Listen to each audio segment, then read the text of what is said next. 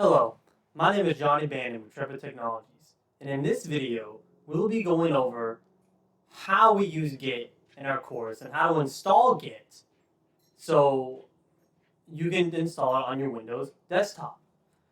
So in this course, we do a lot of live labs and a lot of live training. And there is a lot of time taken up during these labs if you're putting a base configuration on your router and switch every single time that we start up the lab.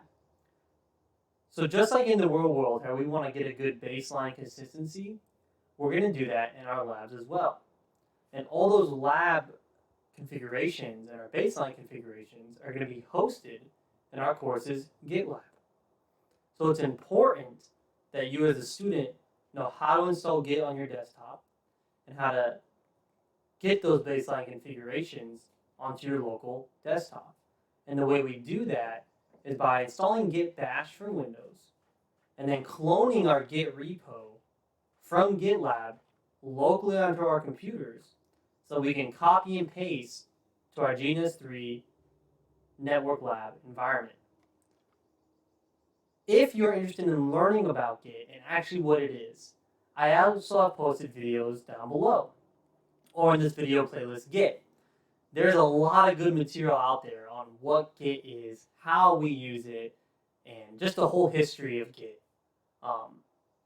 I could teach you that as the instructor, but again, we are in a CCNA course.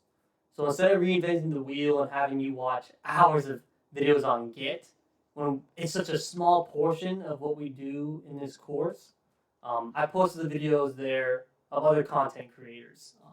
They're really good. It's how I learned to Git, right? Because as a network engineer, we're not necessarily developing software. Actually, we're not developing software. We have just started this big push to automation and codifying our network devices, and Git is a part of that. So it's important that we know the basics as network administrators and engineers. But if you really want to get to the nitty and gritty of Git, then that's not a part of this course, and there's a lot of resources out there for you on the internet. But for this course, I got to teach you how to install Git and how to get cloned to your local desktop, and then that's it. And then we'll be good.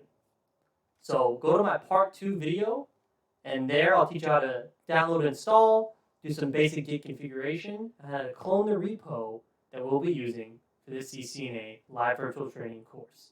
Thank you.